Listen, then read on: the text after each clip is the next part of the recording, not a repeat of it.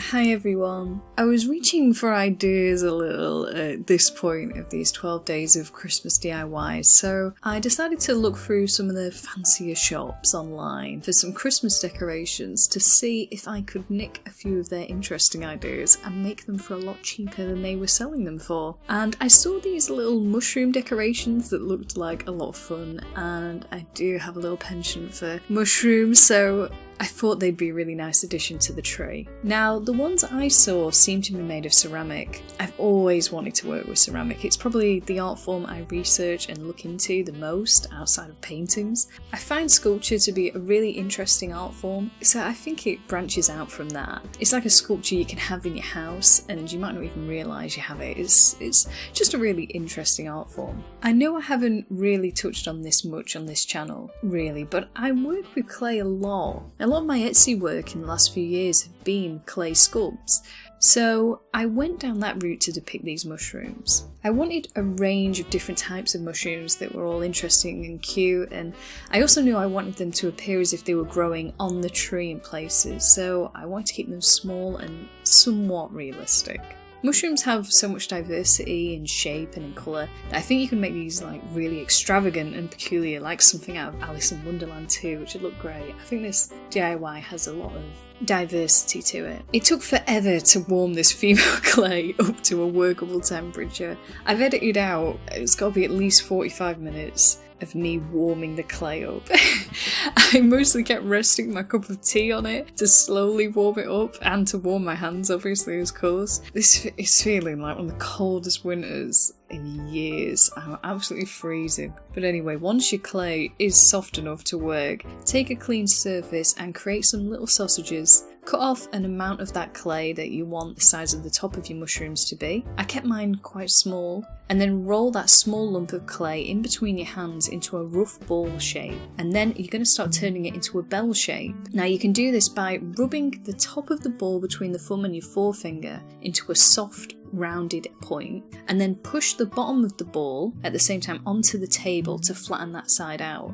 Luckily mushrooms are quite an organic shape, so you can have a lot of leeway here. I used the sharper edge of one of my tools and drew lines across the flat base I'd made to mimic the mushroom's gills. One thing I've learned while working with clay is if you want it to last and not break apart into all the smaller shapes you've made, is as far as you can make that object into as few pieces as possible. Like the gills that I'm making here, I could have cut off loads of tiny little sausages of clay and made actual 3D gills, but once it had been baked, half of them would start falling off while I used the paintbrush to paint the colour onto it. Small clay work is a hell of a lot stronger and better if you can simplify the design as far as you can. This is especially true if you're planning on making a charm that you're going to wear, so it can take a little bit more wear and tear. This is my this is my tip for the day. Following on that thought process, I limited the design. The way I made the stalk is I took some of this armature wire that I had and I used some pliers to bend them into rough shapes. Note this is just one piece of wire that I folded. Again, I'm trying to use as few pieces as possible because that's going to make this sculpt a lot stronger. Then I worked some clay until it was another soft flat sausage, and I wrapped this around the wire. I rolled my fingers around this to soften the edges and attach it more closely to the wire,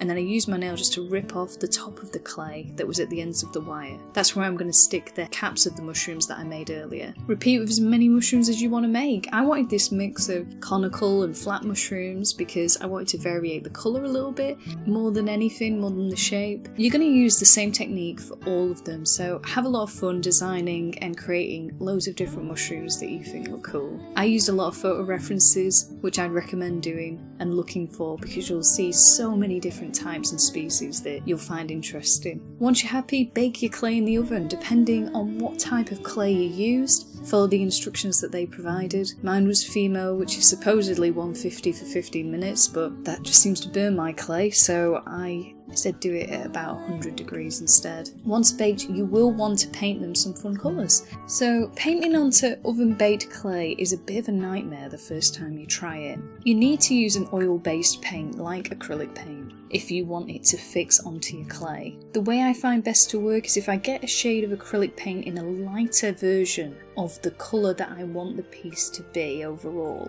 Keep the colour very light by adding lots of white paint to the original colour you actually want it to be. Put a tiny amount of water on your brush. You want barely any on. You're almost dry brushing this paint onto a very thin layer all over the clay. If it's an awkward shape, you might have to do this on one half or side and then wait for it to dry before you can complete the other side. Let this thin layer dry out and it should almost feel like a powder to the touch. If you paint a thick layer directly onto your clay, for one, it's going to take ages to dry, and also it's going to add loads of brush strokes to your finish because you've done it too thickly. So just by adding a very thin acrylic layer at the beginning, you're going to give something for all your future paint layers to adhere to. Once it's completely dry, take the colour you want to paint the caps of the mushroom. Try and stick to lighter tones than you want the final product to be. This is because it's very hard to layer onto a dark acrylic up to a brighter colour again. It's almost impossible, to be honest, so make sure you always start lighter than you originally want it to be. It's far easier to layer that slowly to darker than to ever try the reverse.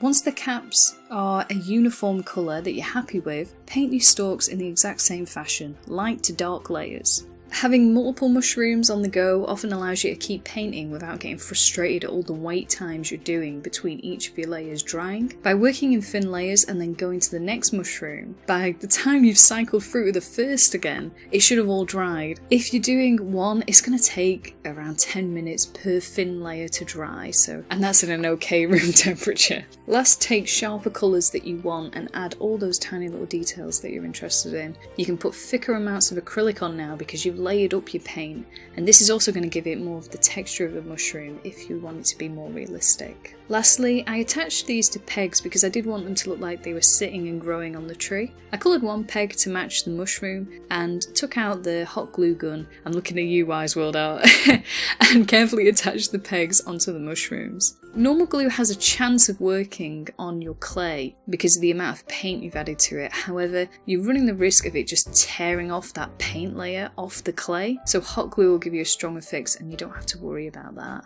And it's done for today's DIY.